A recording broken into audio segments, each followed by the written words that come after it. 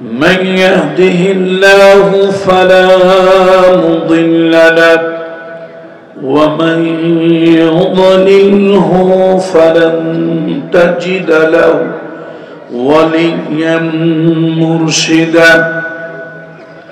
ونشهد أن سيدنا وسندنا ومولانا وأولانا وطبيب قلوبنا محمد الذي أرسله بالحق بشيرا ونذيرا وداعيا إلى الله بإذنه وسراجا منيرا. فقد قال الله تعالى في كلامه المجيد والفرقان الحميد: أعوذ بالله من الشيطان الرجيم. بسم الله الرحمن الرحيم. ولمن انتصر بعد ظلمه فأولئك ما عليهم من سبيل. إنما السبيل على الذين يظلمون الناس ويبغون في الأرض بغير حق أولئك لهم عذاب أليم. آمنت بالله.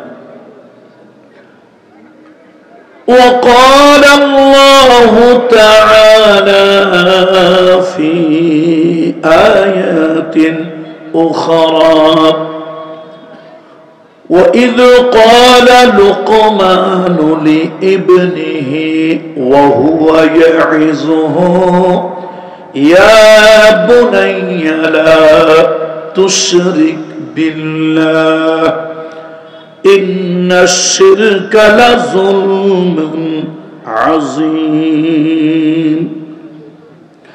وقال رسول الله صلى الله عليه وسلم: اتقوا الظلم فإن الظلم ظلمات يوم القيامة، أو كما قال عليه السلام: إن الله وملائكته يصلون على النبي يا أيها الذين آمنوا صلوا عليه وسلموا تسليما.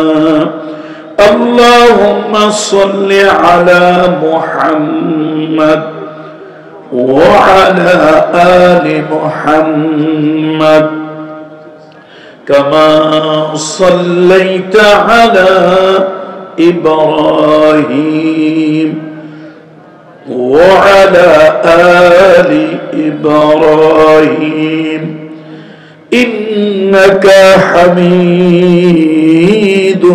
مجيد. الحمد لله.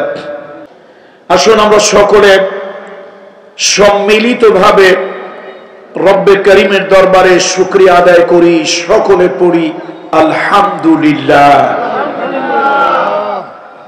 Line শাকারতুম লাআযীদান্নাকুম ওয়া line কাফারতুম ইন্না আযাবি লাশাদীদ। আল্লাহ তাআলা যদি কোনো নিয়ামত কাউকে দেয়, সেই নিয়ামতের কৃতজ্ঞতা শুকরিয়া আদায় করলে আল্লাহ তাআলা তার নিয়ামতকে বাড়িয়ে দেন। আর যদি অকৃতজ্ঞ হয়, নিমক হারাম হয়, তাহলে আল্লাহ তাআলা তার থেকে সে নিয়ামত ছিনিয়ে নেন। আর আল্লাহ যদি কারো প্রতি নিয়ামত ছিনিয়ে নেন বা কোনোভাবে আযাব দেন, ইন্না আযাবি লাশাদীদ, আল্লাহ তাআলা সে আযাব হয় বড় কঠিন। এক সাগর রক্তের বিনিময় এ দেশ আমরা অর্জন করেছি। 1947 সালে দ্বিজাতি তত্ত্বের ভিত্তিতে ইংরেজদের দীর্ঘ জুলুম, শোষণ, নির্যাতন, নিষ্পেষণ থেকে 47-এ আমরা মুক্ত হয়েছিলাম। তবে মুক্তির পুরোপুরি স্বাধীনতা আমরা লাভ করতে পারি। 1952 সালে আমরা আমার মায়ের ভাষায়, মাতৃভাষায়, আল্লাহ তাআলা যেই ভাষায় আমাদেরকে সৃষ্টি করেছেন, ওমা আরসালনা মির রুসুলিন ইল্লা বিলিসানি কওমি, আল্লাহ তাআলার পক্ষ থেকে মাতৃভাষা বড় একটা নিয়ামত। এই জন্য কোরআনুল কারীমে আল্লাহ তাআলা বলেছেন সব পয়গম্বরকে তার মায়ের ভাষায় আল্লাহ তাআলা নবুয়ত দিয়েছেন, ওহী দিয়েছেন। সুবহানাল্লাহ। সেই 1952 সালে ভাষার স্বাধীনতা আমরা লাভ করি রক্তের বিনিময়ে। 1971 সালে পশ্চিমাদের শোষণ, তাদের শাসন, বঞ্চনা, সেই বৈষম্যের বিরুদ্ধে এই জাতি ফুঁসে উঠেছিল। আমাদের পার্শ্ববর্তী নেইবার কান্ট্রি ইন্ডিয়া, কোনদিন তারা আমাদেরকে ভালো চোখে দেখেনি। 47 সালে যখন দেশ ভাগ হয়েছে, তখনও তারা ষড়যন্ত্র করে আমাদের অধিকারকে তারা খর্ব করেছে। 1971 সালে আমার মহান মুক্তিযুদ্ধকে সহায়তার নাম করেও তারা এই দেশ থেকে অনেক লুণ্ঠন করেছে, ডাকাতি করেছে, অনেক তথ্য সন্ত্রাস তারা করেছে। মেজর জলিলের মতো লোক, আল্লাহ তাকে জান্নাতে উচ্চ মাকাম দান করুন, এর প্রতিবাদ করতে গিয়ে তারা অনেক হেনস্থার শিকার হয়েছে। আল্লাহ তাআলার কাছে আজকে মাহফিলের শুরুতে প্রাণ খুলে দোয়া করি, আল্লাহ 1971 সালে এ দেশ স্বাধীন করার জন্য যে সকল মহান মুক্তিযোদ্ধারা, যোদ্ধারা রক্ত দিয়েছেন, জীবন দিয়েছেন, আল্লাহ তাআলা তাদের শাহাদাতকে কবুল করুন। এর বিনিময়ে আল্লাহ তাআলা তাদেরকে দুনিয়ায় সম্মানিত করুন, আখিরাতে, মুসিবতে, কিয়ামতে, আদালতে আল্লাহ তাআলা তাদেরকে ক্ষমা করে উত্তম প্রতিদান আমার জাতির শ্রেষ্ঠ সন্তান বীর মুক্তিযোদ্ধাদেরকে আল্লাহ তাআলা দান করুন। 1990 সালে এক ডিক্টেটর, স্বৈরাচারের দীর্ঘ নিষ্পেষণ থেকে, সন্ত্রাসবাদ থেকে জাতি মুক্ত হলো।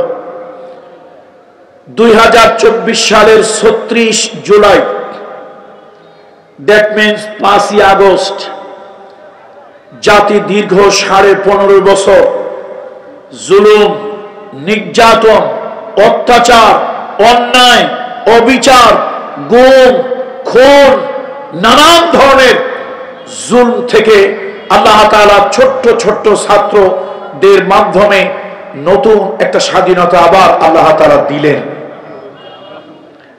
এই স্বাধীনতায় যারা জীবন দিয়েছে, রক্ত দিয়েছে, আহত হয়েছে, শাহাদাত বরণ করেছে, আমরা তাদের প্রত্যেকের জন্য আল্লাহ তাআলার কাছে দোয়া করছি।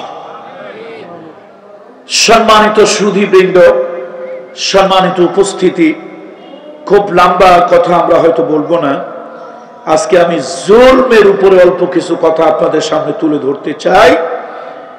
এই দুনিয়ায় যত পাপ আছে তার মধ্যে বড় একটা পাপের নাম হলো জুলম। আল্লাহ, জুলম যদি এটা আরবি শব্দ, কিন্তু এটা অন্যান্য ভাষায়ও এই শব্দটা ব্যবহৃত হয়।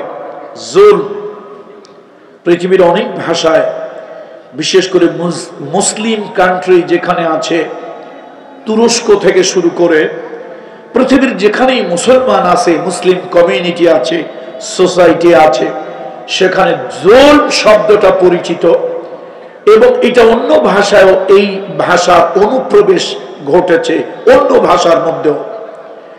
জুলুম যে কত বড় ভয়াবহ হাদিস শরীফের ছোট্ট একটা অংশে বোঝা যায়। রাসূল আকরাম সাল্লাল্লাহু আলাইহি ওয়াসাল্লাম মুআজ বিন জাবালকে, একজন বিশিষ্ট সাহাবী, খুব নরম মেজাজের একজন সাহাবী, একজন জ্ঞানী সাহাবী, আলেম সাহাবী, রাসূলুল্লাহ তাকে দায়ী হিসাবে ইয়ামানে প্রেরণ করলেন। বাআসা রাসূলুল্লাহ সাল্লাল্লাহু আলাইহি ওয়াসাল্লাম মুআজ বিন জাবাল ইলাল ইয়ামান। এটা একদম একটা প্রসিদ্ধ হাদিস, খুব সহজ একটি হাদিস। দারসে নিজামী মাদ্রাসা, কওমি মাদ্রাসা, আলিয়া মাদ্রাসায় যারা পড়াশোনা করে অধিকাংশ ছাত্ররা এই হাদিসটা কম বেশি জানে। জুলুম যে কত ঘৃণিত, জুলুম যে কত নিকৃষ্ট, রাসূলুল্লাহর এই হাদিসটা থেকে বোঝা যায়। আল্লাহর নবী, বিশ্ব নবী, বিশ্ব নেতা, সরদার দো জাহান মুহাম্মদ রাসূলুল্লাহ সাল্লাল্লাহু আলাইহি ওয়াসাল্লাম, মানবতার বন্ধু, মানবতার দরদী, মানবতার মহান শিক্ষক মুআজ বিন জাবালকে যখন ইয়েমেন দেশের দিকে পাঠাচ্ছেন, ওই দেশে গিয়ে তিনি নামাজ শিখাবেন, দ্বীনের দাওয়াত দেবেন, দেশে তিনি শাসন কার্য পরিচালনা করবেন। রাসূলুল্লাহ তাকে একটা নসিহা করলেন, উপদেশ দিলেন, ইয়া মুআজ, ইয়া মুআজ, ইত্তাকু দাওয়াতাল মাজলুম ফাইন্না লাইসা বাইনাহু ওয়া বাইনাল্লাহি হিজাব। মুআজ, আমি তোমাকে একটি জাতির সেবক হিসাবে, দায়ী হিসাবে তাদের শাসন কার্য পরিচালনার জন্য পাঠাচ্ছি। খবরদার, এই শাসন কার্য পরিচালনা করতে গিয়ে যাকাত গ্রহণ যখন করবে, একটা ভেড়া ছাগলের রশিটাও যেন তুমি অন্যায় ভাবে জবরদস্তি করে গ্রহণ না করো। জুলমকে ভয় পাও, জুলমকে ভয় করিও, কারণ মজলুমের বরদোয়া আর আল্লাহর মাঝখানে কোনো পর্দা থাকে না। এই মজলুমের চোখের পানি, মজলুমের বরদোয়া, মজলুমের আত্মচিৎকার, মজলুমের আত্মনাদ বিনা পর্দায় আল্লাহর কাছে চলে যায়। যুগে যুগে জুলমটা অত্যন্ত ঘৃণিত, নিন্দনীয়। জুলম যারা করে তাদের মানবিক বিপর্যয় ঘটে। তারা মানুষ থাকে না, বাহ্যিক আবয়বে মানুষ থাকে, কিন্তু আদতে তারা পশু, জানোয়ার, ইতর, বর্বর হয়ে যায়। পৃথিবীতে সবসময় শাসক গোষ্ঠীরা জুলুম করে তাদের অধীনস্থ প্রজাদের উপরে। পৃথিবীতে সব সময় শক্তিধরেরা জুলম করে দুর্বলের উপরে। পৃথিবীতে সব সময় অর্থ বৃত্তওয়ালারা জুলম করে দুর্বলের উপরে। এটা হচ্ছে মানুষের উপরে জুলম, অত্যাচার, নির্যাতন। আবার অনুরূপ ভাবে আল্লাহর সাথে শিরক করা, আল্লাহ তাআলা যে সীমা দিয়েছেন শরীয়তে, সেটা লঙ্ঘন করা একটা জুলম। এই জন্য হযরত আদম আলাইহিস সালাতু ওয়াস সালাম পৃথিবীতে এসে আল্লাহর কাছে কেঁদেছিলেন, রব্বানা যালামনা আনফুসানা ওয়া ইল্লাম তাগফির লানা ওয়া তারহামনা লানাকুনান্না মিনাল খাসিরিন। আল্লাহ তাআলা, আপনি একটা আইন দিয়েছিলেন, আইন তো ভালো বোঝেন আপনারা নাকি? আল্লাহ তাআলা তাকে একটা আইন দিয়েছিলেন, সীমানা। ইয়া আদম উসকুন আনতা ওয়া যাওজুকাল জান্নাহ, হে আদম, তুমি এবং তোমার স্ত্রী জান্নাতের ভিতরে বসবাস করো, যা মনে হয় তাই খাও, যেখানে ইচ্ছা সেখানে যাও, আনন্দ করো, ফুর্তি করো, পানাহার করো। তবে একটা কথা, লা তাকরাবা লা তাকরাবা হাদিহি শাজারা ফাতাকুনা মিনাজ জালিমিন। আদম রে, এই তোমার একটা আইল দিলাম, একটা ডিমার্কেশন এরিয়া দিলাম, সব জায়গায় যাইও, সব কিছু খাইও, আনন্দ করিও, ফুর্তি করিও, বিনোদন করিও, শুধু এই আইলের কাছে যাইও না। যদি যাও আমি আল্লাহ তাআলার হদ, আমি আল্লাহ তাআলার সীমা লঙ্ঘন হবে, এটা তোমার নফসের প্রতি জুলম হবে। সুতরাং গুনাহটা হচ্ছে নিজের উপরে জুলম করা, নফস। কারণ কি? প্রত্যেকের হক হলো বেহেশতে যাওয়া। প্রত্যেকের হক কি? কেন বেহেশতে যাওয়া? আপনি কার সন্তান? আদমের সন্তান। তো বাবার বাড়ি যেখানে, সন্তান যাবে সেখানে।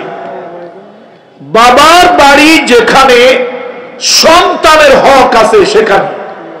বাবার বাড়ি যেখানে সে মিরাসি উত্তরাধিকার পাবে সেখানে। বাবার বাড়ি কোথায়? বেহেশত। বাবার বাড়ি কোথায়? বেহেশত। এখন গুনাহ করলে গুনার হক হলো জাহান্নামে নিয়ে যাওয়া। তাহলে এই জন্য কেউ যদি গুনাহ করে সে তার নিজের উপরে জুলম করে, অর্থাৎ তার যাওয়ার কথা ছিল জান্নাতে, গুনার কারণে সে তার নিজেকে ঠেলে নিয়ে যাচ্ছে জাহান্নামে। এই জন্য গুনাহকে বলা হয় জুলম। গুনাহকে কি বলা হয়? জুলম। আবার অপরদিকে আল্লাহ তাআলা মহামহিম আল্লাহ, মহামহিম আল্লাহ, তার কোনো শরীক নাই, অংশীদার নাই। তিনি সর্বে সর্বা, তিনি আকাশ এবং জমিনের মালিক, সার্বভৌম ক্ষমতার মালিক। সেই আল্লাহকে বাদ দিয়া কোন গায়রুল্লাহকে মানুষ যখন তার সমকক্ষ মনে করে, আল্লাহর আইন বাদ দিয়া মানুষের তৈরি করা আইন গ্রহণ করে, আল্লাহর বিধান লঙ্ঘন করে, মানব রচিত বিধান মানুষ যখন কায়েম করে, তখন আল্লাহর সাথে শিরক অংশীদার করা হয়, আল্লাহর আইনে হাত দেওয়া হয়। আল্লাহ তাআলা বলেছেন এটা জুলম, ইন্না শিরকা লা যুলমুন আযীম। পৃথিবীতে যত জুলুম আছে তার মধ্যে বড় জুলুম হলো আমার আল্লাহর অস্তিত্বের উপরে হাত দেওয়া। এই জন্য হযরত লোকমান পৃথিবীর জ্ঞানীদের ভিতরে বড় জ্ঞানী। কিয়ামত পর্যন্ত যত ওয়াজ যারা করে, কিয়ামত পর্যন্ত যত ওয়াজিন পৃথিবীতে আসবে, তাদের মধ্যে উল্লেখযোগ্য বড় একজন ওয়াজিনের নাম হলো হযরত লোকমান। কেন বড় বললাম? যার ওয়াজ স্বয়ং আরশের মালিক আল্লাহর পছন্দ হইত। বলুন, যার ওয়াজ স্বয়ং আরশের মালিক আল্লাহ তাআলা পছন্দ করত, তাহলে কোন মানের ওয়াজিন তিনি? আল্লাহু আকবার, আল্লাহু আকবার। সেই লোকমান একদিন তার সন্তানদেরকে এরকম বসিয়েছেন, তার আপনজনদেরকে বসিয়েছেন। এবার তিনি ওয়াজ শুরু করলেন। ওয়াজ মানে নসিহাত, উত্তম উপদেশ, গুড অ্যাডভাইস। وَإِذْ قَالَ لُقْمَانُ لِابْنِهِ وَهُوَ يَعِظُهُ يَا بُنَيَّ لَا تُشْرِكْ بِاللَّهِ إِنَّ الشِّرْكَ لَظُلْمٌ عَظِيمٌ। লোকমান বলেন, আমার সন্তানেরা, আমি তোমাদেরকে একটা নসিহা করি। এই দুনিয়ায় যত জুলম আছে, অত্যাচার আছে, অবিচার আছে, অন্ধকার আছে, তার মধ্যে বড় অত্যাচার, বড় অন্ধকার, বড় জুলম কেউ যদি আল্লাহর সাথে কাউকে শরীক করে, অংশীদার করে, লা তুশরিক বিল্লাহ, খবরদার আল্লাহর সাথে অংশীদার করিও না। যেমন ছেলে মেয়ে দেওয়ার মালিক আল্লাহ, আপনি যদি এটাকে গায়রুল্লাহকে বানান, কোন তাবিজ, কবজ, পীর, ফকির আপনাকে সন্তান দেবে, তো এটা আল্লাহর সাথে অংশীদার হয়ে গেল। ইজ্জত দেওয়ার মালিক আল্লাহ, ইজ্জত নেওয়ার মালিক আল্লাহ। আল্লাহ তাআলার সার্বভৌম ক্ষমতা। এখন আল্লাহর সার্বভৌম ক্ষমতা বাদ দিয়ে আপনি যদি মনে করেন না সার্বভৌম ক্ষমতার মালিক মানুষ, তাহলে আপনি আল্লাহর সাথে শিরক করলেন। আর হযরত লোকমান বলেছে এটা হলো সবথেকে বড় জুলম। এই জুলুমটা কার উপরে? কার উপরে? আল্লাহর উপরে জুলম। নাউযু বিল্লাহি মিন যালিক। তাহলে আল্লাহর সাথে জুলম করা, নিজের উপরে জুলম করা, মানুষের উপরে জুলম করা, সকল ধরনের জুলম, সকল ধরনের জুলম এটা ঘৃণিত, নিন্দনীয়। আল্লাহু আকবার। এই পৃথিবীতে অনেক রাজা বাদশাহ এসেছেন, এই পৃথিবীতে অনেক সম্রাট, সাম্রাজ্যের মহাসম্রাট এসেছে। পৃথিবীতে যারাই জুলম করেছে প্রত্যেকের করুণ পরিণতি হয়েছে। দেখেন না, নমরুদ জুলুমের মাত্রা ছাড়িয়েছিল, আল্লাহ তাআলা তাকে শায়েস্তা করার জন্য আল্লাহ তাআলা বড় কোন সেনাবাহিনী পাঠায়নি। যেমন বদরের যুদ্ধে রাসূলুল্লাহর সাহায্যে আল্লাহ তাআলা 5000 মালায়েকা বদরের প্রান্তরে আল্লাহ তাআলা নাজিল করেছিলেন। মদিনা মুনাওয়ারা এবং ইয়াম্বু সিটির মাঝখানে একটি ছোট্ট শহর, অত্যন্ত গোছালো, সিমসাম পরিপাটি, নয়ন অভিরাম একটা শহর, তার নাম হলো বদর। মদিনা শরীফ এবং ইয়াম্বু সিটির মাঝখানে। সেই বদরে একাধিকবার আল্লাহ তাআলা আমাকে নিয়েছে। ওই বদরে আবু জাহেলের করুণ পরিণতি হয়েছিল, জাহান্নামের টিকিট পেয়েছিল আবু জাহেল যে বদরের প্রান্তরে। রাসূলুল্লাহ সাল্লাল্লাহু আলাইহি ওয়াসাল্লাম যেন মন না ভাঙে, সাহাবীরা যেন মন না ভাঙে, জালিমের জুলমের যেন অবসান হয়, সেজন্য আল্লাহ তাআলা আকাশ থেকে 5000 মালায়েকা অবতীর্ণ করেছিলেন রাসূলুল্লাহর জন্য। কিন্তু পৃথিবীতে আল্লাহ তাআলা বড় বড় জালিমদেরকে কখনো বড় শক্তি দিয়ে পরাস্ত করেন না, সব দুর্বল শক্তি দিয়ে। যেমন নমরুদকে আল্লাহ তাআলা তাফসীরে জালালাইনের সরা হলো কামালাইন। জালালাইনের সরার নাম কি? কামালাইন। কামালাইনের ভিতরে বলা হয়েছে নমরুদ ইবনে কেনান পৃথিবীর 4 জন দৌর্দণ্ড প্রতাপ, পৃথিবীর 4 জন বাদশাহ, ডিক্টেটর, 4 জন বড় ক্ষমতাওয়ালার একজন ছিল। সেই নমরুদকে আল্লাহ তাআলা শায়েস্তা করলেন কি দিয়ে বলেন তো? মশা দিয়া। মশা কিন্তু সেনাবাহিনী দিয়েও যদি আল্লাহ শায়েস্তা করতো তাও একটা কথা ছিল। আল্লাহ করলেন দুর্বল মশা দিয়ে তাকে শায়েস্তা করলেন। এরপরে ফেরাউনের নাম আমরা জানি। ফেরাউন তার রাষ্ট্র ক্ষমতা ধরে রাখার জন্য কোরআন শরীফ 28 নম্বর সূরা, সূরার নাম হলো কাসাস।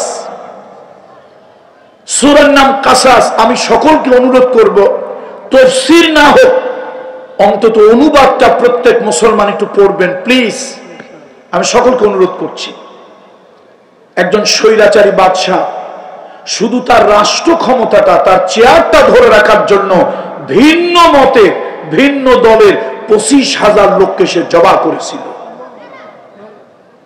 কল্পনা করতে পারেন?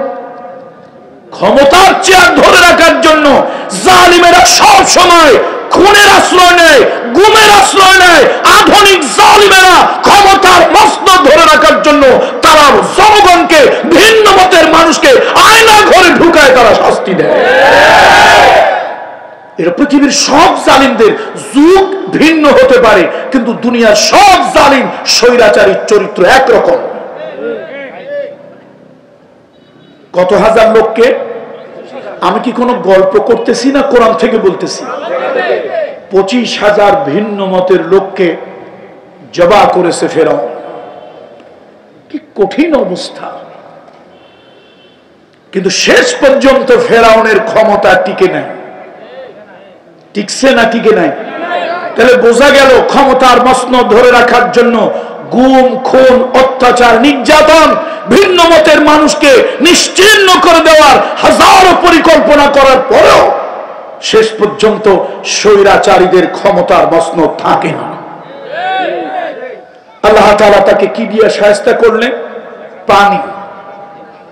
পানির ভিতরে সুবনি খাইতেছে। ফেরাউন তো মনে করছে মুসা আলাইহিস সালাম নীল দরিয়া দিয়ে পার হয়ে গেল, শেষে দেখলো মাশাআল্লাহ কি সুন্দর রাজপথ। তার সেনাবাহিনীকে বলল ডবল মার্চ করো, সামনে এগিয়ে যাও। সামনে এগিয়ে গেল। আল্লাহ তাআলা পানিকে হুকুম দিলেন, পানি এতক্ষণ তো আমার পয়গম্বর এবং তার অনুসারীদের খিদমত করেছো, এবার একটু ফেরাউনের খিদমত করো, তার একটু কদমবুসি করো। পানি দুই দিক থেকে চাপ দিল। সাথের লোকজন তো সুবনি খাইয়া মরে, ফেরাউন সুবনি খায়। ফেরাউন কিন্তু চালাক ছিল, চালাক না থাকলে ক্ষমতা চালান যায় না ভাই। বুজুর্গ লোকদেরকে দিয়ে চালাক না থাকলে রাতের ভোট দিনে, দিনের ভোট রাতে, বিকাশ পদ্ধতিতে ভোট করা, তারপরে 3 বছর 4 বছর আগে লোক মারা গেছে, কবর থেকে উঠাইয়া ভোট দেওয়াইয়া টুক করে কবরে পাঠাই দেওয়া, এটা সাধারণ বুদ্ধিতে এগুলি হয় না। বুদ্ধি লাগে। ওই বেটার বুদ্ধি ছিল। বেটায় চিন্তা করলো আজকে যাই হোক, মুসা তার ভাই হারুন, মুসা এবং তার ভাই হারুন, এই দুইজনের রব ছাড়া আজকে আমারে কেউ বাঁচাইতে পারবে না। সে বুদ্ধি খাটাইয়া বলল আমানতু বিরব্বি হারুন ওয়া মূসা। আল্লাহ তাআলা বলেন আল আন, এখন তুই তো খুব জ্বালাইছিস, খুব বেড়েছিলি, খুব বড় জুলুম অত্যাচার করেছিলি। এ ফেরেশতা, আমি আল্লাহ রহিম রহমান গফুর গফফার, আমারে যদি ডাকে কিছু করুণা তো আমার করতেই হয়। তো আমি আল্লাহ তাআলার নাম বেশি যেন উচ্চারণ করতে না পারে, ইমানের কালেমাটা বেশি যেন পড়তে না পারে, এর আগেই কামসার দরিয়া, নীল দরিয়ার নিচ থেকে মাটি উঠা মুখের মধ্যে আচ্ছা মতো ভরে দে। আমি আল্লাহর নাম যেন ওই মৃত্যুর সময় ওইভাবে যেন নিতে না পারে। কি করুণ পরিণতি হলো ফেরাউনের। আবু জাহাল, আবু লাহাব, উতবা, শাইবা, ওয়ালিদ ইবনে মুগিরা, মুহাম্মদ রাসূলুল্লাহ সাল্লাল্লাহু আলাইহি ওয়াসাল্লাম আল্লাহর নবীর অস্তিত্ব বিলীন করে দিতে চেয়েছিল। রাসূলুল্লাহর নাম নিশানা মিটিয়ে দিতে চেয়েছিল। একদিন আল্লাহর হাবিব মন খানা খারাপ। জিবরাইল আসছে, ইয়া রাসূলুল্লাহ আপনার মনটা খারাপ কেন? নবীজি কয় আমার যে মন খারাপ এটা আল্লাহ জানে না? অবশ্যই জানে। হুজুর মন খারাপ করিয়েন না, আল্লাহ জানে বলেই তো আমারে পাঠাইছে।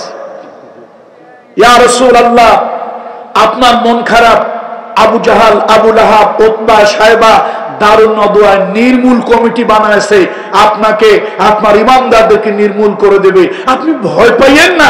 আল্লাহ তাআলা আমাকে বলে দিয়েছে, এটা হাদিসে কুদসি, ইযা যুকিরতু যুকিরতা মাই। আল্লাহু আকবার।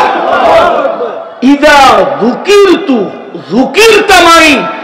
আপনাকে যারা নির্মূল করার জন্য নির্মূল কমিটি তৈরি করেছে, ওই নির্মূল কমিটি নির্মূল হয়ে যাবে। পৃথিবীতে আল্লাহর নাম যতদিন থাকবে, মুহাম্মদ রাসূলুল্লাহর নাম আল্লাহ তাআলা বলেছেন ততদিন থাকবে। আবু জাহাল, আবু লাহাব, উতবা, শাইবা, ওয়ালিদ ইবনে মুগিরা নির্মূল কমিটি বানিয়েছে। ওই নির্মূল কমিটির লোকেরা আসেনি দুনিয়ায়, থাকলেও পরিচয় দেওয়ার কোনো সাহস নাই। কিন্তু মুহাম্মদ রাসূলুল্লাহ সাল্লাল্লাহু আলাইহি ওয়াসাল্লাম আর তার সাহাবীদেরকে যারা নির্মূল করতে চেয়েছিল তারা কিন্তু পৃথিবীতে আছে। আবু বকর সিদ্দিক রাদিয়াল্লাহু তাআলা আনহু তার বংশধরেরা আছে, ওমর ফারুক রাদিয়াল্লাহু তাআলা আনহু তার বংশধরেরা আছে, হযরত আলী রাদিয়াল্লাহু তাআলা আনহু তার বংশধরেরা পৃথিবীতে আছে, উসমান জিন্নুরাইন তার বংশধরেরা পৃথিবীতে আছে, কুরাইশি আছে, তারপরে মুহাম্মদ রাসূলুল্লাহর সাইয়্যিদ বংশ পৃথিবীতে আছে। কিন্তু যে আবু জাহাল, আবু লাহাব, উতবা, শাইবা, ওয়ালিদ ইবনে মুগিরা ষড়যন্ত্র করেছিল, নির্মূল কমিটি তৈরি করেছিল, ওরা নির্মূল হয়েছে। ওদের প্রেতাত্মা বংশধর যদিও পৃথিবীতে আছে, ওদের 23-40তম পুরুষ বংশধর পৃথিবীতে যদিও থাকে, কারো সৎ সাহস নাই পরিচয় দেওয়া যে আনা আবা জাহিলি, আমি আবু জাহেলের বংশের।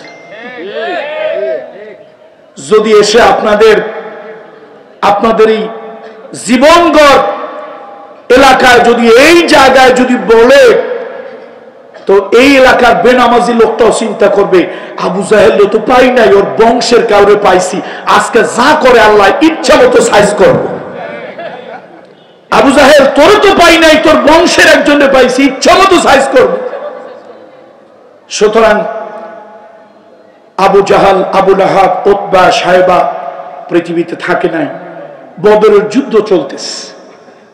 আব্দুর রহমান ইবনে আউফ রাদিয়াল্লাহু তাআলা আনহু বলেন, আমি একটু একাকিত্ব বোধ করছিলাম যে আমার পাশে ওরকম ভালো কোনো বীর পুরুষ আমার পাশে নাই। এমন সময় ছোট্ট ছোট্ট সুটকে পোলাপান, নাকি কি কয় নোয়াখালীর ভাষায়, হ্যাঁ, এই সুটকে কি দুইটা পোলাপান চলে আসছে।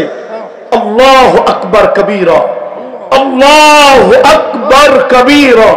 এই ছোট্ট দুইটা বাচ্চা সুটকে পোলাপান এসে আব্দুর রহমান ইবনে আউফকে জিজ্ঞেস করে, চাচা আমার নবীরে খুব কষ্ট দিছে, খুব জ্বালাইছে একটা লোক আবু জাহাল, ওই শয়তানটা নাকি আসছে, কই? তিনি চিন্তা করে কোন বীর পুরুষ যদি খুঁজতো, তাও কথা ছিল না। এই লেদা দুইটা পোলাপান কয়ে, এই যে সবার উপরে যেটা ঘাট দেখতেছো, সবার উপরে ঘাট, জাইগেন্টিক ফিগার, উঁচু যে গলাটা দেখতেছো, এই লোকটা আবু জাহাল। মাজ এবং মুআওয়াজ ছোট দুইটা বাচ্চা তরবারি ভাসতে ভাসতে চলে গেল। একজনের হাতের ভিতরে কোপ লেগেছে, হাতটা কেটে এই কোনোর সাথে ঝুলে আছে, চামড়াটা ঝুলতেছে, ডিস্টার্ব হচ্ছে। পায়ের নিচে কাটা হাতটা রেখে ঝটকা জোরে একটা টান মেরে হাতের তরবারি দিয়ে আল্লাহু আকবার বলে আবু জাহেলের উপরে মেরেছে। জাহান্নামের টিকিট নিয়ে আবু জাহেল দুনিয়া থেকে বিদায় হয়ে গেছে। সুতরাং পৃথিবীর কোন স্বৈরাচারীকেই আল্লাহ তাআলা ছাড় দিয়েছেন, তবে কি করেন নাই? ছেড়ে দেয় না। আর কোন স্বৈরাচারীকে আল্লাহ তাআলা সবল জিনিস দিয়া আল্লাহ তাআলা কাবু করেন নাই দুর্বল দিয়া। 2024 সালের 36 জুলাই পৃথিবীর কোন একটা রাষ্ট্রে এমন ঘটনা ঘটলো, 15.5 বছরে এক স্বৈরাচারীকে আল্লাহ তাআলা বড় কোন রাজনৈতিক দল নয়, ছোট্ট ছোট্ট ছাত্রদের মাধ্যমে এমন করেছে আল্লাহ তাআলা, সেই স্বৈরাচারী দেশ থেকে পালিয়ে গেছে, ইঁদুরের গর্ত পর্যন্ত খুঁজে পায় না। মনে রাখবা, জুলম এটা বড় ভয়াবহ, ভয়ঙ্কর। আমি ঢাকা বিশ্ববিদ্যালয়ে অল্প কিছুদিন হলো রাষ্ট্রবিজ্ঞান পড়াশোনা করছিলাম।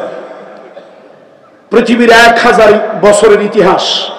কত বছর শুনতেছেন তো কথা আপনারা? কয় হাজার বছরের ইতিহাস বলতেছি? 1000 বছরের ইতিহাস বলতেছি। ঢাকা বিশ্ববিদ্যালয়ের একজন প্রাক্তন ছাত্র হিসাবে অল্প কিছুদিন রাষ্ট্রবিজ্ঞান পড়েছি।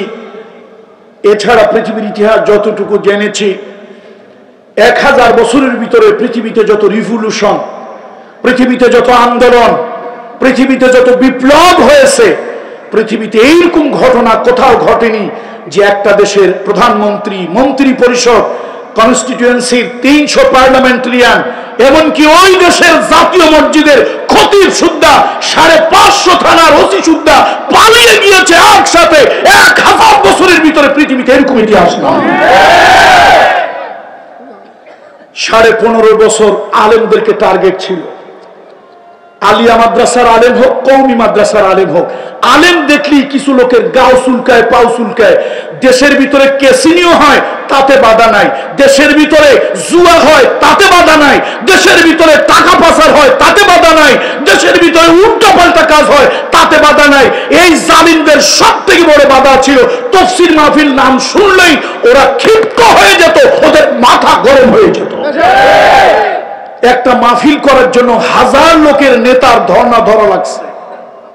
নেতার তো অভাব নাই, এই নেতা সেই নেতা, পাতি নেতা, সাথী নেতা। এই নেতার আবার কিছু হাতা, নেতার আবার কিছু চামচা। এদের পিছনে দৌড়াইতে দৌড়াইতে মাহফিল কমিটির পায়ের জুতার তলা শেষ।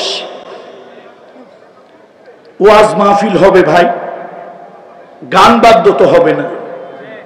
ওয়াজ মাহফিল হবে, সাদাবাজি তো হবে না। তাহলে ওয়াজ মাহফিল নিয়ে এত টেনশন কেন? আমি একটা অনুরোধ করে যাই, যারা ক্ষমতাচ্যুত হয়েছেন তারা যেন রিয়ালাইজ করতে পারেন আমাদের জুলমের কারণে, মিথ্যা মামলা, অহেতুক মামলা কাল্পনিক মামলা, অত্যাচার, জুলুম এবং মানুষের বাক শক্তি রোধ করে দেওয়ার জন্য হয়েছে। সামনে যারা ক্ষমতায় আসবেন তাদেরকেও বলি, জনগণের চোখের ভাষা আপনারা বোঝার চেষ্টা করুন। নিজেদেরকে এখনই প্রভু প্রভু ভাব এরকম ভাববেন না, নিজেদেরকে এখনই প্রভু প্রভু মনে করবেন না। ওরা তো ওদের নেইবার কান্ট্রি, কারো শ্বশুর বাড়ি, কারো দাদার বাড়ি, কারো মামুর বাড়ি ছিল, ওরা ওই জায়গা গিয়ে পালিয়েছে। আল্লাহ না করুন যদি আপনাদের উপরে এরকম বিপদ আসে, ওরা পালানোর জন্য সময় পেয়েছে 45 মিনিট, আপনারা পালানোর জন্য সময় পাবেন মাত্র 15 মিনিট।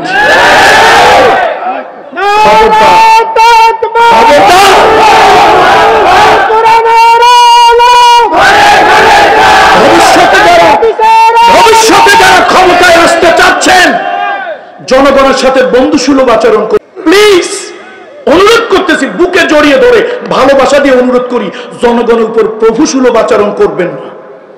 আর আপনাদের সামসাগুলোর একটু সামলাল করে রাখবেন, ওরা যেন সাদাবাজি, হাজানি, সন্ত্রাস করে না, ওরা যেন ফ্রি গরু ছাগলের মতো খালি খায় না, একটু বুঝে শুনে নিজের ক্ষেত পরের ক্ষেত একটু বুঝে শুনে যেন খায়।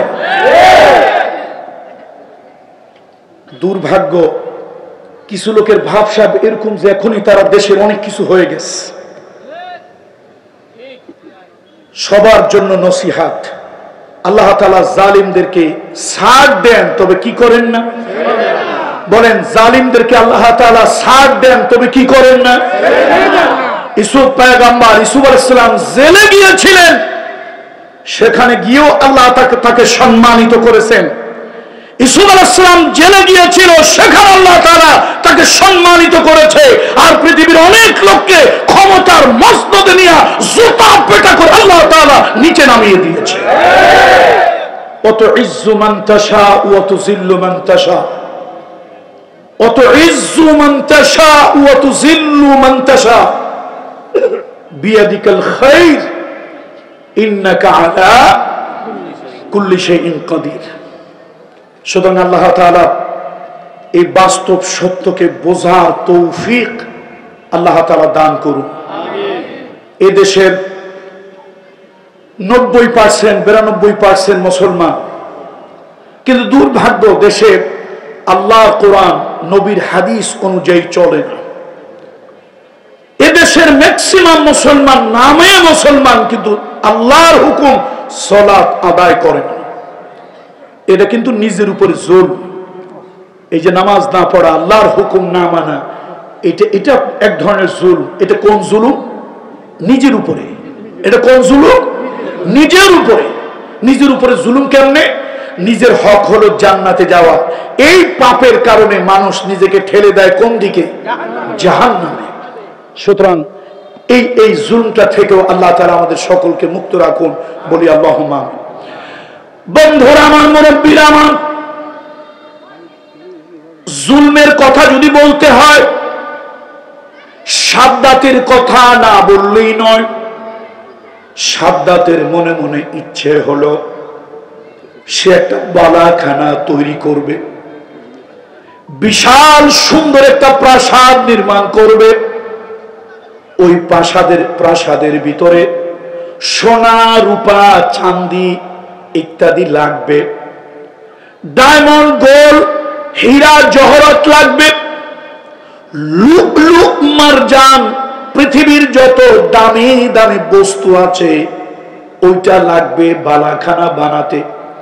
দেশ গ্রামের মানুষ কয় বেহেশত। দেশ গ্রামের মানুষ কি বলে? বেহেশত। আসলে তো বেহেশত কারো পক্ষে বানানো সম্ভব নয়। এই সাদ্দাত বালাখানা তৈরি করবে, তার দরকার স্বর্ণ, দরকার চাঁদি, দরকার রূপা, দরকার ডায়মন্ড, দরকার যা যা আছে দরকার।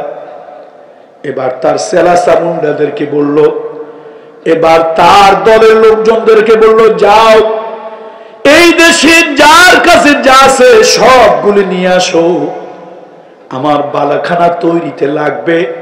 এমন চমকপ্রদ বালাখানা তৈরি করব, গোটা দুনিয়ার ভিতরে তার কোনো দৃষ্টান্ত মিসাল হবে না, গোটা দুনিয়ার ভিতরে তার দ্বিতীয় আরেকটা হবে না। ওই যে শাহজাহান মমতাজের স্মৃতিকে স্মরণ করে তাজমহল বানিয়েছে, পৃথিবীর মানুষ ওরকম আরেকটা তাজমহল বানাতে পারে না।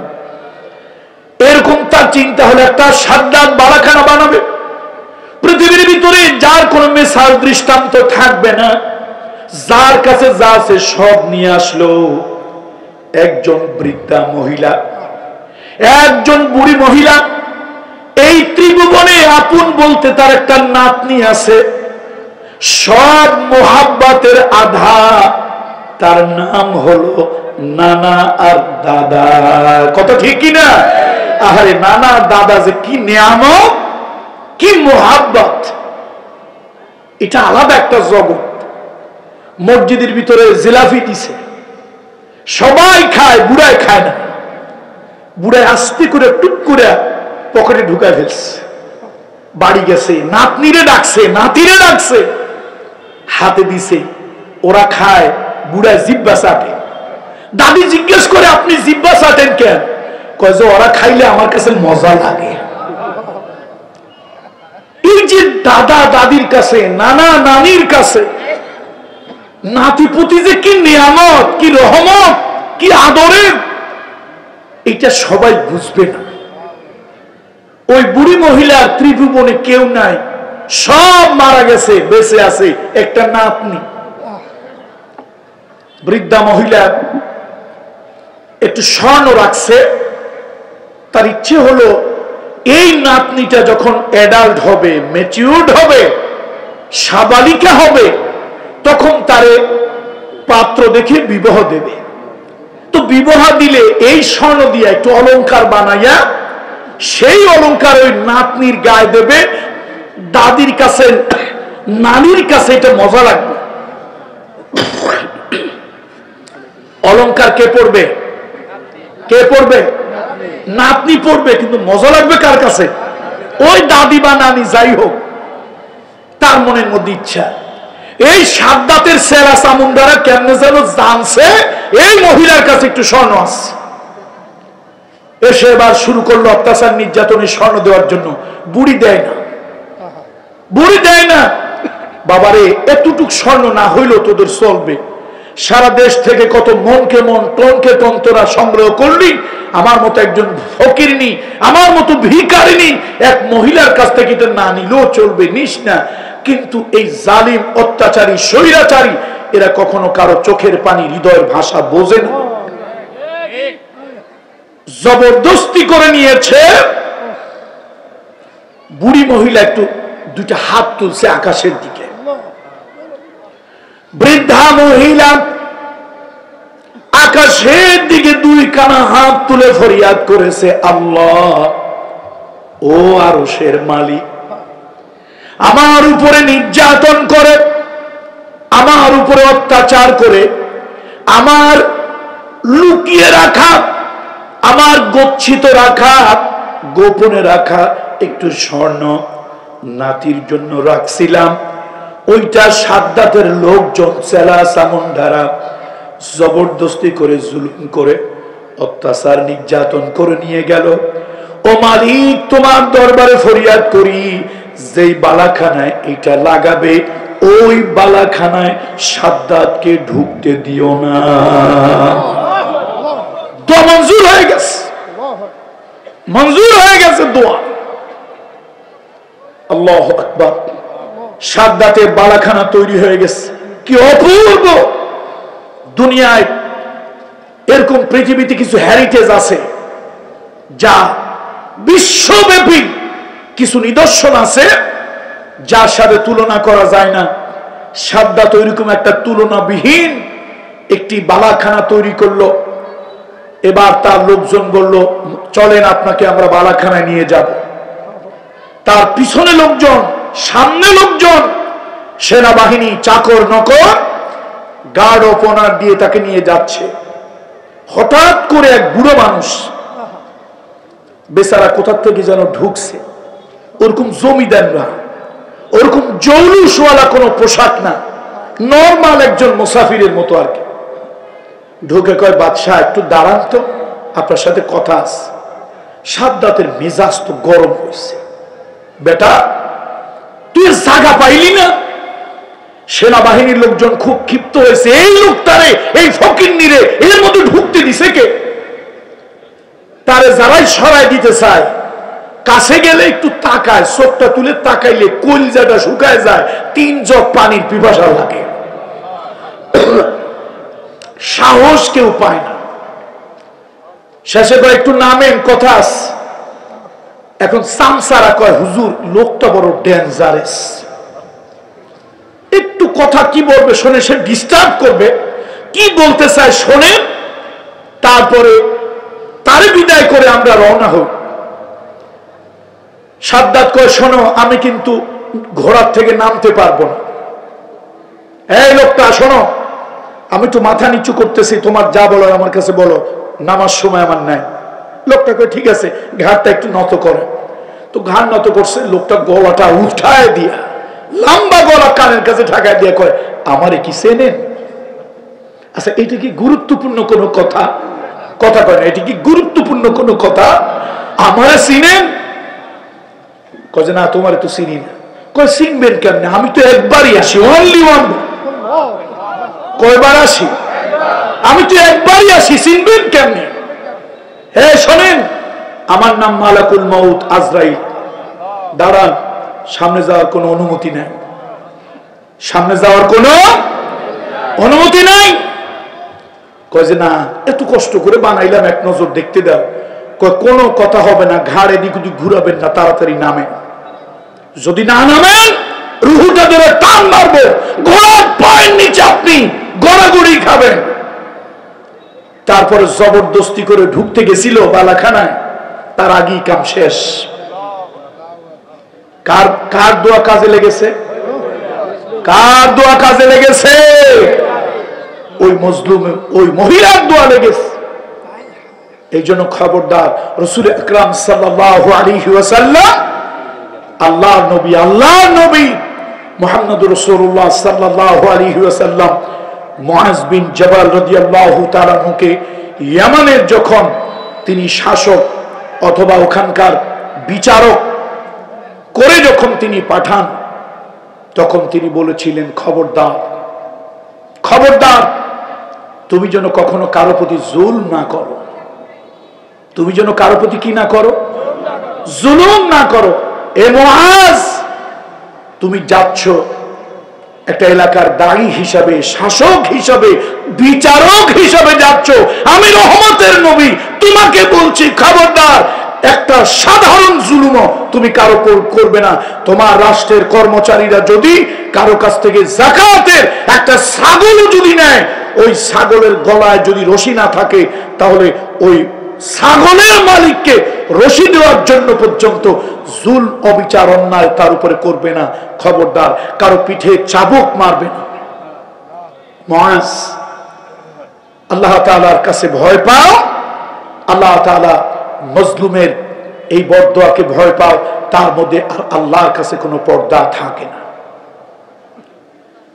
দোয়া কিন্তু কবুল হয়, দোয়া কবুল হয় না, দোয়া কবুল হয় না।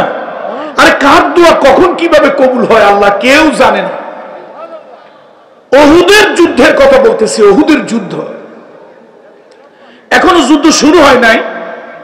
আবু সুফিয়ান, গোপনে সংবাদ পাওয়া গেল আবু সুফিয়ান 3000 সেনাবাহিনী নিয়ে ওই যুগের আধুনিক অস্ত্র শস্ত্র, মানে ওই যুগের, এই যুগের না, ওই যুগের আধুনিক অস্ত্র শস্ত্র নিয়ে, দুর্বল নয় সবল ঘোড়ার উট নিয়ে আবু সুফিয়ান মদিনাকে মাটির সাথে বিলীন করে দেওয়ার জন্য, মদিনাকে শেষ করে দেওয়ার জন্য আবু সুফিয়ান রওনা হয়েছে।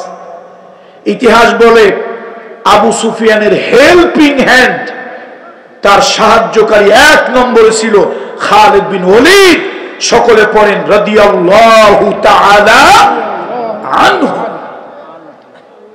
খালিদ বিন ওলীদ রাদিয়াল্লাহু তাআলা আনহু, তখনও তিনি মুশরিক, মুমিন হন নাই। আলহামদুলিল্লাহ, তিনি একজন ব্যক্তি যিনি মুমিন এবং মুশরিক অবস্থায় আল্লাহ তাআলা কোন যুদ্ধে পরাজয়ের গ্লানি আল্লাহ তাআলা তাকে দেননি। আল্লাহ তাআলা তার কপালে, তার তকদিরে বিজয় লিখেছিলেন, বেইজ্জত অসম্মান কখনো লেখেননি। আল্লাহু আকবার। আবু সুফিয়ান আসতেছে, তার সাথে খালিদ বিন ওলীদ, তার সহযোগী হিসাবে আসতেছে 3000। মুহাম্মদ রাসূলুল্লাহ সাল্লাল্লাহু আলাইহি ওয়াসাল্লাম অনেক কষ্টে টাইনে টুনে 950 লোক জোগাড় করছে, তাও আবার 200 জন বুড়া মানুষ আছে। বনু সালামার একজন মুরব্বী হযরত আমর ইবনে হিশাম, তিনি রাসূলুল্লাহর কাছে এসে বললেন, হুজুর লোক কতজন হয়েছে?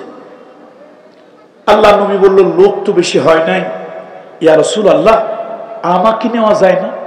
নবীজি বললেন, না না, তোমাকে নেওয়া যাবে না। আল্লাহ তাআলা এখন পর্যন্ত বুড়া মানুষ, মহিলা মানুষ আর শিশু মানুষ, এই 3 শ্রেণীর মানুষ নেওয়ার জন্য আল্লাহ তাআলা আমাকে কোনো নির্দেশ দেয়নি। অর্থাৎ শিশুদেরকে আমি যুদ্ধে নেব না, নারীদেরকে আমি যুদ্ধে নেব না, আর বয়স্ক লোকদেরকে আমি যুদ্ধে নেব না। আল্লাহ তাআলা তাদের উপর এটা ফরজ করেন, অবধারিত করেন না। হযরত আমর তিনি বললেন, ইয়া রাসূলুল্লাহ আমাকে নেন। নবীজি বললেন, না তোমাকে নেওয়া যাবে না, তুমি বয়স্ক মানুষ। তার আবার একটা পায়ে একটু সমস্যা ছিল, ওজর ছিল, মাজুর ছিলেন তিনি। তো এখন আমর বিন সাবিত চোখের ঝরঝর করে পানি। বনু সালামা, আপনারা যারা হজে গেছেন অথবা উমরায় গেছেন, আল্লাহ যাদেরকে নিয়েছে, মদিনা শরীফে গিয়ে আপনারা একটা মসজিদ দেখছেন সাদা সাদা কালারের, সেই মসজিদটার নাম হলো মসজিদ জুল কিবলাতাইন। দেখছেন না? যারা হজ উমরা করছেন গেছেন, এই জায়গাটাই হলো বনু সালামা। এই জায়গাটা হলো বনু সালামা। আমর ইবনুল জুমু রাদিয়াল্লাহু তাআলা আনহু, তিনি বুড়ো মানুষ, একটা পা একটু সমস্যা। একজন সাহাবী, তো এই জন্য তার সামনে ল্যাংড়া খোড়া আমরা বললাম না, শব্দটা সুন্দর না। শব্দটা কি না বলেন তো? সুন্দর না। এই জন্য ল্যাংড়া খোড়া বললাম না, বরং আমরা তাকে বললাম যে তিনি মাজুর। কি বললাম বলেন তো? এই শব্দটা সুন্দর হয় না? একজন সাহাবী, আল্লাহ কি মর্যাদা তাদের, কি সম্মান, কি ইজ্জত তাদের। এই জন্য শব্দ চয়নে আমরা কোনো খারাপ শব্দ, দৃষ্টিকটু শব্দ ব্যবহার করলাম না ল্যাংড়া খোড়া বলে, বরং মাজুর। তিনি কি বলুন তো? মাজুর। আল্লাহ, আল্লাহু আকবার। আল্লাহর কাছে সাহাবীদের অনেক সম্মান। এই জন্য আল্লাহ তাআলা তাদের ভুল ত্রুটি গুনাহ খাতা সব শুদ্ধ গড়ে মাফ করে দিয়ে বলছে, আমি আল্লাহ তাআলা তাদের উপরে রাজি, তারাও আমার উপরে রাজি। আমর ইবনুল জুমু রাদিয়াল্লাহু তাআলা বলছি, ইয়া রাসূলুল্লাহ আপনি আমারে নেবেন না? এই আমার পাটা একটু খোড়ায় খোড়ায় চলি, চামড়াটা ঢিলে হয়ে গেছে। আরে আমার চামড়া ঢিলে হয়েছে, মন ঢিলে হয় নাই, বয়সটা বুড়া হয়েছে, ঈমানটা বুড়া হয় নাই। ইয়া রাসূলুল্লাহ আমাকে নিতে হবে। নবীজি কয়, আমি তো যুবক যা পাইছি। হুজুর আমার কি 2-3 জন যুবক ছেলে আপনারা দেই নাই? আমার যদি আরো 5টা ছেলে থাকতো তাও দিয়ে দিতাম, আপনি আমাকে নেন। নবীজি বলছেন, না, নেওয়া যাবে না। আমর ইবনুল জুমু বলছি, ইয়া রাসূলুল্লাহ আপনি আমাকে নিতে চান না, অথচ আমি দেখতে পাচ্ছি আমি রাসূলুল্লাহর পক্ষে বুড়া মানুষ। এই বুড়া মানুষ বুড়া হাত দিয়ে তরবারি ধরেছে, এই হাত দিয়ে আমি ঢাল ধরেছি, আল্লাহ রাসূলের পক্ষে দ্বীনের জন্য আমি জিহাদ করতেছি। আমি কাফেরদের কাছে আমি এগিয়ে গিয়েছি, তারা আমাকে শহীদ করে দিয়েছে। আমি শাহাদাতের নজরানা আমি আল্লাহর কাছে পেশ করেছি। ইয়া রাসূলুল্লাহ আপনি বুড়া বলে, বয়স্ক বলে, একটা পা আমার মাজুর বলে আপনি নিতে চান না, অথচ আমি যেন দেখতে পাচ্ছি আমি হাসতেছি, আর এই পাওটা দিয়া খোড়াইয়া খোড়াইয়া হাসতে হাসতে আল্লাহর জান্নাতে ঢুকতেছি। এই কথা শুনে রাসূলুল্লাহর আবেগে চোখ দিয়ে পানি চলে আসছে, আল্লাহর হাবিবের আবেগে চোখ দিয়ে পানি চলে আসছে। রাসূলুল্লাহ বলেন, যাও তোমার নাম সেনাবাহিনীর এই সৈন্যদের ভিতরে লিখে নিলাম, আমাদের সাথে জিহাদে যাবে। আমর ইবনুল জুমু বুড়া মানুষ। আমরা যেখানে মৃত্যুকে ভয় পাই, মৃত্যু থেকে পালাতে চাই, আল্লাহর দ্বীনের জন্য সাহাবীরা মৃত্যুর সাথে আলিঙ্গন করার জন্য সামনে এগিয়ে যায়। বুড়ো মানুষ আমর ইবনুল জুমু বনু সালামা, তিনি হলেন গোত্রপতি, লিডার। আল্লাহ, আমাদের কপাল খারাপ, আমাদের লিডারেরা অধিকাংশ বোতলখোর, মদখোর, বাটপার, টাউটা, আর জনগণের সম্পদ পাইলে খাবি তো খা, জন্মের খাওয়া খা। এক নেতার বাড়ি করছে বিদেশে 350টা। দেখছেন কেমন চোরেদেরকে আমরা নেতা বানাই। আমার এলাকার মুরব্বী নেতা, বংশের নেতা, এই মাজুর পাল্টা দিয়ে খোড়ায় খোড়ায় বাড়ি চলে গেছে। গিয়া বিবিকে বলছে, বিবি আমার ঢাল তরবারি কোথায় দাও, আমি নবীজির সাথে যুদ্ধে যাবো। বিবি কয়, কাম তো সারছে, এই আপনার মতো লোক গেলে যুদ্ধের 12:30 বাজবে, এই বুড়া মানুষ ধরতে পারবেন না তরবারি, ধরতে পারবেন না ঢাল, আর যুদ্ধের নাকারা যখন বাজবে, দামামা যখন বাজবে, তরবারির ঝনঝন আওয়াজ যখন হবে, আপনি তো ভয়তে পালানো শুরু করবেন। আপনার দেখা দেখি আরো 5টা যুবকের মন ভেঙে যাবে, ওরাও পালাবে। এখন বুড়া পাকা মরিচে কিন্তু ঝাল বেশি, পাকা মরিচে কি বেশি, পুরান চাল ভাতে বলে বেশি। বুড়া একটা সিংহের মতো গর্জিয়ে কয়, এই বিবি তুমি কি মনে করছো আমারে? আরে আমার বয়সটা বুড়া হয়েছে, ইমানটা বুড়া হয় না। আমি কোন মুনাফিক নই যে নবীজিকে রেখে আমি পালিয়ে আসবো, প্রয়োজনে শহীদ হব, তবু ময়দান থেকে কাপুরুষের মতো পালিয়ে আসবো। এখন বউ আবার একটু খোটা দিছে, অন্তরে লাগছে, অন্তরে লাগছে।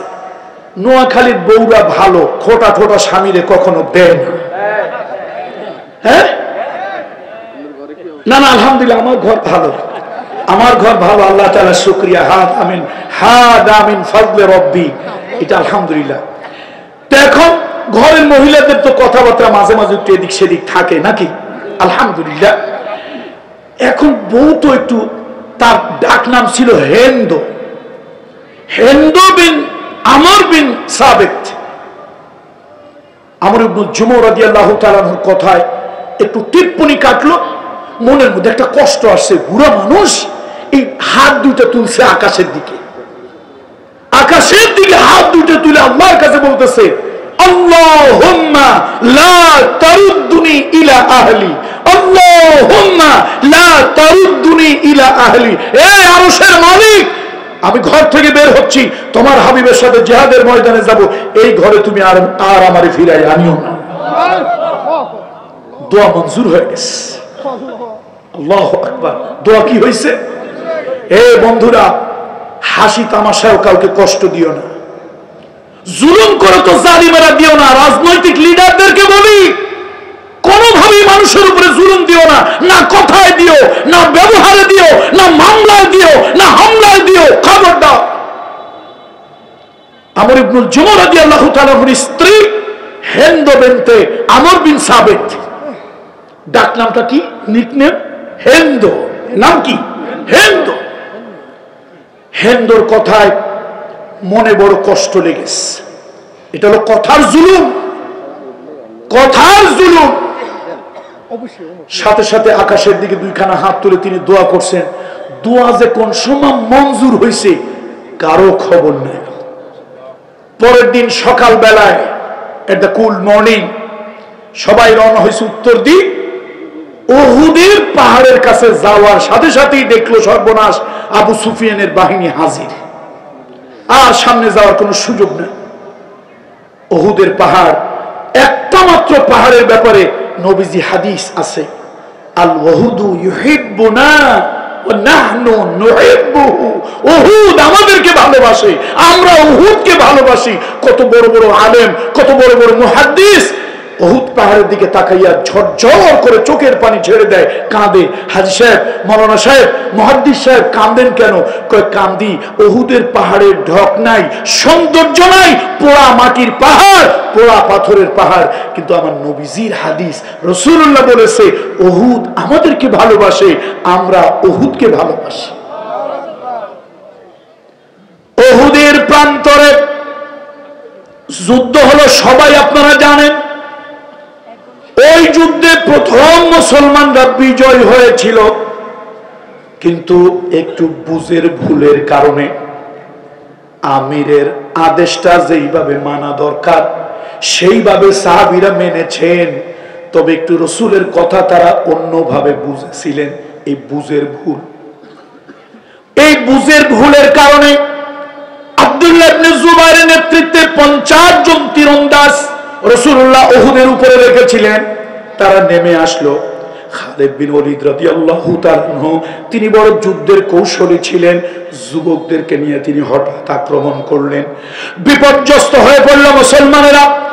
70 জন জলিল কদরের সাহাবী শাহাদাত বরণ করলেন। 70 জন জলিল কদরের সাহাবী শাহাদাত বরণ করলেন।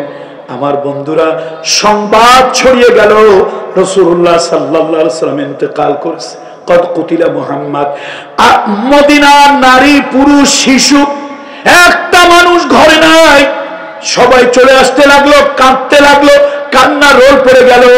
যেই দুনিয়ায় রাসূলুল্লাহ নাই, যেই পৃথিবীতে রাসূলুল্লাহ নাই, ওই পৃথিবীতে থেকে করব কি? ওই পৃথিবীতে বেঁচে লাভ কি? আমরাও বাঁচতে চাই না। অনেক লম্বা ঘটনা বলা আমার উদ্দেশ্য না। উদ্দেশ্য হলো দোয়া।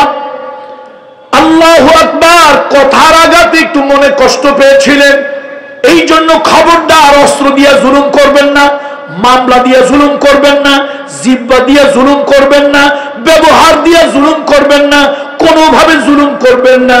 মজলুমের দোয়া আল্লাহর কাছে মঞ্জুর হয়ে যায়।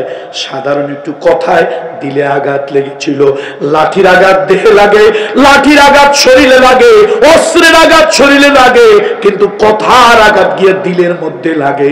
দিলের মধ্যে আঘাত লেগেছিল, সহ্য হয় নাই, আল্লাহর কাছে দোয়া করেছিলেন, আল্লাহুম্মা লা তারুদ্দুনি ইলা আহলি, এই ফ্যামিলির কাছে আর ফিরাইয়া আনিও না। দোয়া মঞ্জুর হয়ে গেছে। রাসূলুল্লাহ হতো আল্লাহর হাবিবের মাথা থেকে লোহার কয়রা উঠাতে গিয়ে আল্লাহ রাসূলের সাহাবী আবু উবাইদা ইবনুল জাররাহ রাদিয়াল্লাহু তাআলা আনহু তার দুইখানা দান্দান মোবারক ভেঙে উহুদের ময়দানে পড়ে গিয়েছিল। সাহাবীদের কান্না রোল পড়ে গিয়েছিল। আবু বকর সিদ্দিক জানাই দিলেন, ও সাহাবীরা শান্ত হও, রাসূলুল্লাহ ইন্তেকাল করেন নাই, আল্লাহর হাবিব এখনো বেঁচে আছে, রাসূলুল্লাহ এখনো বেঁচে আছে। সাহাবীদের কলিজায় প্রাণ ফিরে এলো, সাহাবীদের হৃদয় প্রাণ ফিরে এলো। রাসূলুল্লাহ যদি বেঁচে থাকে, আমরাও বেঁচে থেকে লাভ আছে। নবীজিকে সুস্থ করা হলো। এবার আল্লাহ নবী হুকুম দিলেন, যাও আহতদেরকে চিকিৎসার ব্যবস্থা করো, আর শহীদদেরকে এখানে দাফনের ব্যবস্থা করা হবে। একজন মহিলা নবীজির কাছে এলো, একজন মহিলা রাসূলুল্লাহর কাছে এলো। ও পর্দার মায়েরা, বোনেরা, কলিজার টুকরা মেয়েরা, ভালো করে শোনো মা গো, খবরদার কেউ কারো প্রতি জুলুম করিও না। ব্যবহারে জুলুম নয়, আচরণে জুলুম নয়, লাঠি দিয়া জুলুম নয়, মামলা হামলা দিয়া জুলুম নয়, এমনকি কথা দিয়েও কাউকে কেউ জুলুম করিও না। তুমি যতই ছোট ভাবো, তা কিন্তু ছোট না। একজন মহিলা রাসূলুল্লাহর কাছে চলে আসলো, ইয়া রাসূলুল্লাহ, আপনি কি আমারে চেনেন? নবীজি বলল, কে তুমি? ইয়া রাসূলুল্লাহ, আমি হিন্দ বিনতে আমর বিন সাবেত। হুজুর আমাকে কি চেনেন? ওই যে বনু সালামা গোত্রের লিডার, ওই গোত্রের যিনি লিডার, সেই লিডারের বউ হইলাম আমি হইলাম আমর বিন সাবেতের স্ত্রী। ইয়া রাসূলুল্লাহ, আপনার ইজাজত ছাড়া একটা কাজ আমি করেছি। আমার স্বামী শহীদ হয়ে গেছে, আমার যুবক দুইটা সন্তান জিহাদের ময়দানে শহীদ হয়ে গেছে। আমার সন্তানদেরকে নয়, স্বামীর লাশটা আমি উটের পিঠে উঠাইছি, সুন্দর করে বেঁধে সেদে বাড়ি নিয়ে যাব, ঘরের পাশে নিয়ে কবর দেব, যাতে করে সকাল বিকাল স্বামীর কবরটা দেখি মনে একটু শান্তি লাগে। ইয়া রাসূলুল্লাহ, আমার স্বামীকে আমি উটের পিঠে উঠাইলাম। উট যতই তাড়াই উট চলে না, উটের টানি গলা ছিঁড়ে যেতে চায়, উট আমার সামনে আগায় না। যতই চেষ্টা করি, উট একটা কদম সামনের দিকে ফেলায় না। ইয়া রাসূলুল্লাহ, আমার স্বামীকে অনুমতি দেন, আমার স্বামীর লাশটা নিয়ে বাড়ি যাব। নবীজি অসুস্থ, আল্লাহর হাবিব অসুস্থ, কথা বলতে পারেন না। এই অবস্থায় রাসূলুল্লাহ জিজ্ঞেস করলেন, ও হিন্দ, হিন্দ বিনতে আমর বিন সাবিত, তোমার কোনো কথা দিয়া তোমার স্বামীকে কষ্ট দিয়েছিলে কিনা? বলি, ইয়া রাসূলুল্লাহ, হে বুড়ো মানুষ, আমি তার সঙ্গে একটু ঠাট্টা করেছিলাম, তুমি জিহাদের ময়দানে যাইও না, তুমি তো পালিয়ে আসবে কাপুরুষের মতো। তিনি বলেছিলেন, না, আমার বয়স বুড়া হতে পারে, চামড়া বুড়া হতে পারে, ঈমান বুড়া নয়। আমি রাসূলুল্লাহকে ফেলে আল্লাহর দ্বীনকে রেখে প্রয়োজনে শহীদ হয়ে যাব, পিছনের দিকে ফিরে আসবো না।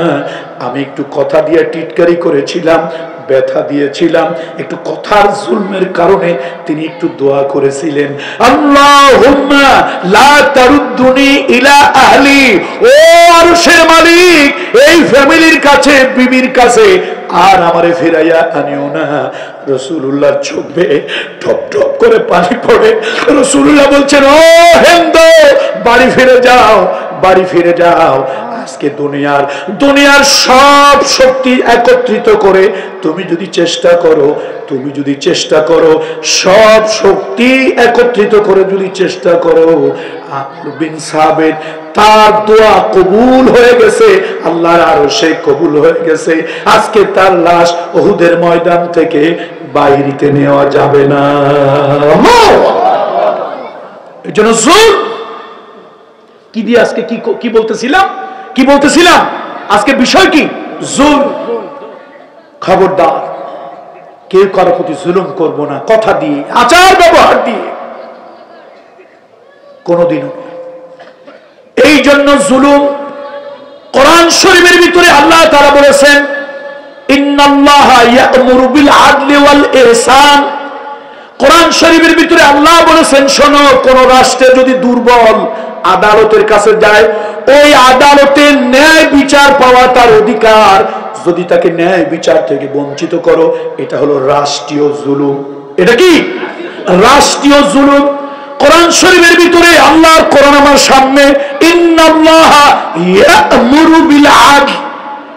আবার আরেক সূরা আল্লাহ তাআলা সূরাতুল হুজরাতের ভিতরে আল্লাহ তাআলা বলেন, ওয়া আকসিতু ইন্নাল্লাহা ইউহিব্বুল মুকসিতিন। সুবিচার করো, ন্যায় বিচার করো, জুলুম করবে না। ন্যায় বিচার, সুবিচারের উল্টা হলো জুলুম। জুলুম করবে না, অবিচার করবে না, যার যার বিচার, যার যার হক তাকে দেবে। ওয়া আকসিতু ইন্নাল্লাহা ইউহিব্বুল মুকসিতিন। আপনারা জানেন, ইসলামের পঞ্চম খলিফা ওমর বিন আব্দুল আজিজ সুবিচার কায়েম করেছিল, ন্যায় বিচার কায়েম করেছিল। এক যারা পরিমাণে জুলুম তিনি কারো উপরে করেন নাই। এই জন্য আল্লাহ তাআলা ওই রাষ্ট্রের ভিতরে রহমত আর বরকতের দরজা খুলে দিয়েছিল। আল্লাহু আকবার। বাজারের পরে বাজারে গিয়া ঘোরা লাগতো, এই যাকাত কে নেবে, যাকাত কে নেবে, আমার কাছে যাকাত আছে, 3 দিন ধরে ঘুরতেছি, যাকাত নেওয়া লোক পাচ্ছি না, যাকাত কে নেবে, যাকাত কে নেবে। মানুষের অভাব ছিল, তবে স্বভাব ভালো ছিল। অভাব ছিল, স্বভাব কি ছিল? ভালো ছিল। এই যুগে যদি হইতো, রে বাপরে বাপ, সুইস ব্যাংকে যে কি করে ফেলতো আল্লাহই ভালো জানে। সুবিচার, ন্যায় বিচার, ইনসাফ, এর পরিপন্থী হলো জুলম। ছোট্ট একটা বক্তব্য দিয়ে আমি আমার কথা শেষ করব। আল্লাহ নবীজির সাহাবীদের ভিতরে একজন জলিল কদর, উচ্চ মর্যাদা একজন সাহাবীর নাম শুনে আপনারা খুব ভক্তি, দিলের থেকে ভক্তি নিয়ে রাদিয়াল্লাহু তাআলা আনহু পড়বেন। খুব উঁচু দরজার একজন সাহাবী, এবং স্বর্ণাক্ষরে যার নাম ইতিহাসে লেখা থাকবে, তিনি হলেন আমর ইবনুল আস রাদিয়াল্লাহু তাআলা। ফাতহে মিসর, মিশর বিজয় যাকে বলা হয়। শুধু মিশর বিজয় না, তাকে মিশরের গভর্নর করা হলো, মিশরের দায়িত্বপ্রাপ্ত তাকে বানানো হলো। কথা কি আপনারা শুনতেছেন? আমার বক্তব্য আমার শেষ। সাইয়েদনা ওমর ইবনুল খাত্তাবের খেলাফত আমল, মিশরের গভর্নরের নাম কি? কথা কয় না লোকেরা। আমর ইবনুল আস। পড়েন, হৃদয় থেকে ভক্তি শ্রদ্ধা নিয়ে পড়েন, রাদিয়াল্লাহু তাআলা আনহু। সাইয়েদনা ওমরের শাসন আমলে আমর ইবনুল আসের ছেলের সাথে একজন খ্রিস্টান যুবকের একটু ঝগড়া হয়েছে। এখন বাপে যদি প্রেসিডেন্ট হয়, প্রধানমন্ত্রী হয়, এমপি হয়, তার ছেলের ভাবসাব তো বোঝেন কেমন, বোঝেন না আপনারা? উনি বাবা দারোগার থেকে দারোগার মাঝির চোট বেশি, নেতার থেকে হাতার হাত লম্বা বেশি। এখন মাশাআল্লাহ লিল্লাহে তাকবীর। আমার প্রিয় বন্ধু, প্রিয় ভাই, আল্লাহর কাছে দোয়া করি আল্লাহ তাআলা নোয়াখালীর এই কৃতি সন্তানকে এই জাতির সেবায় আল্লাহ তাআলা তাকে কবুল করুন। বন্ধুরা আমার, আমর ইবনুল আস রাদিয়াল্লাহু তাআলা আনহু তার ছেলে কার সাথে ঝগড়া হয়েছে? এক খ্রিস্টান যুবকের সাথে। এখন বাপের ক্ষমতা থাকলে ছেলে তো একটু এদিক সেদিক করতেই পারে, না কি বলেন? এটা তো নাজায়েজ না, অবৈধ না, কি বলেন আপনারা? হ্যাঁ, কিছু লোক তালে তালে তাল দেয়, অবৈধ। জুলুম সবসময় অবৈধ, যে করুক। এখন ওই খ্রিস্টান যুবক বলতেছে, আহারে শুনছিলাম মুসলমানের রাষ্ট্রে নাকি সুবিচার ন্যায় বিচার আছে, এরাও তো জানে। এক মুরব্বীর এটা দিলের মধ্যে লাগছে আঘাতে, এই যুবক তুমি মুসলমান ধরে কথা বলো, তোমার সাহস কত বড়? বলে বলবো না, তোমরা বলো মুসলমানের রাষ্ট্রে নাকি ধর্মের বিচার নাই, জাতের বিচার নাই, ন্যায় অন্যায়ের বিচার আছে। তো তোমাদের গভর্নরের ছেলে আমাকে এই করলো, কয় তুমি বিচার পাও না, আমিরুল মুমিনের কাছে যাও, ওমরের কাছে যাও। কয় তোমাদের গভর্নরের কাছে বিচার পাই না, ওমরের কাছে গেলে তো কল্লাটা কেটে ফেলবে রাদিয়াল্লাহু তাআলা আনহু। মুরব্বি কয় না, তুমি গিয়েই দেখো। এই খ্রিস্টান যুবকের দিলের মধ্যে একটু কিউরিসিটি, কৌতূহল জাগলো। সে চিন্তা করলো, আচ্ছা ওমরের নাম শুনি, কেমন ওমর, একটু দেখি। সেই মিশর থেকে পাড়ি দিয়ে চলে আসছে জাজিরাতুল আরব। হযরত ওমরের কাছে গিয়ে তিনি ফরমান দিলেন, আপনার গভর্নর নিযুক্ত মিশরের আমর ইবনুল আস, তার ছেলে আমার হক, আমার অধিকার, রাইট, এটা খর্ব করেছে, নষ্ট করেছে, জুলুম করেছে। সাইয়েদনা ওমর কয়, এক পক্ষের কথা শুনে কোনোদিন ন্যায় বিচার হয় না, তোমার এক মুখের কথা শুনে আমি কেমনি বিচার করব? কয় যে আমি বিদেশি মানুষ, আর এক পক্ষ পাবো কই? আচ্ছা ঠিক আছে। ওমর একটা অর্ডার দিলেন, এই যাও বাইতুল মালে বলো এই লোকটা থাকবে, খাবে, ব্যবস্থা করার জন্য আমি হুকুম দিলাম। এবার তিনি একটা চিঠি লিখলেন, একজন দূতের মাধ্যমে পাঠিয়ে দিলেন মিশরের গভর্নরকে। আল্লাহ, কি জলিল কদরের সাহাবী, কি উচ্চঙ্গের সাহাবী আমর ইবনুল আস রাদিয়াল্লাহু তাআলা, যাদের নাম কিয়ামত পর্যন্ত স্বর্ণাক্ষরে লেখা থাকবে। তার কাছে চিঠি লিখলেন, তোমার ছেলে সহ আমার অফিসে, আমার দপ্তরে আগামী এত তারিখে এই কয়টার মধ্যে হাজির হও। ওমরের চিঠি, রাদিয়াল্লাহু তাআলা আনহুর চিঠি, তিনি চলে আসলেন। কথা কি আপনারা শুনতেছেন না শুনতেছেন না? 30 লক্ষ বর্গমাইল এরিয়ার প্রেসিডেন্ট, মুসলিম মিল্লাতের আমিরুল মুমিনিন, বিচারকের আসনে, আর বাদীর কাঠগড়ায় হলো খ্রিস্টান যুবক, আসামির কাঠগড়ায় হলো মিশরের গভর্নর আর তার ছেলে। কল্পনা করা যায়? আমার দেশের রাজনৈতিক এই জালিম নেতাদের কাছে এগুলো কল্পনা করা যায়? সাইয়েদনা ওমর বিচার শুনতে লাগলেন। বিচার শুনে যা বুঝার তা বোঝা হয়ে গেছে, দুই পক্ষের থেকেই শুনছে। এবার সাইয়েদনা ওমর নিজে নামলেন, চাবুকটা ওই খ্রিস্টান যুবক ছেলেটার হাতে দিলেন। এই যুবক, তোমারে কত জোরে চাবুক মারছিল তা তো আমি জানি না, তাহলে চাবুকটা আমি মারতাম, না হলে আমার একজন কর্মচারী দিয়ে মারাইতাম। তোমারে যেই রকম জোরে, যতটা ক্ষিপ্ততায়, যতটা আঘাত দিয়েছে, ওইভাবে তুমি আঘাতের বদলা নেও। খ্রিস্টান যুবকের হাত থরথর করে কাঁপতেছে। সাইয়েদনা ওমর ধমক দিলেন, আমি মুসলমানদের অভিভাবক হিসাবে, রাষ্ট্রের অভিভাবক হিসাবে তোমাকে নির্দেশ দিচ্ছি। এবার তিনি চাবুক হাতে নিয়ে আমর ইবনুল আস রাদিয়াল্লাহু তাআলার ছেলে যেই পরিমাণে, যত জোরে চাবুক মেরেছিল, যেই কয়টা চাবুক, তার বদলা তিনি নিলেন। আমার দিলে তো আমি বুঝবো না যে কিরকম জোরে মারছিল, তাহলে তো ন্যায় বিচার, সুবিচার হবে না। এবার চাবুক মারা হয়ে গেল। সাইয়েদনা ওমর হুকুম দিলেন, যেই জিনিসটা নিয়ে ঝগড়া, দোকান নিয়ে হোক, জমি নিয়ে হোক, খেজুর গাছ নিয়ে হোক, আম গাছ নিয়ে হোক, যেটা নিয়ে ঝগড়া, সাইয়েদনা ওমর বললেন এটা তোমার হক না, এটা তার হক। তুমি তাকে শারীরিক প্রহার করেছো, আমি সেই শারীরিক প্রহারের বদলা তাকে বিচার দিয়েছি। তুমি তার সম্পদ জবরদখল করেছো, আমি সেটা আদালতের রায় তাকে ফেরত দিয়েছি।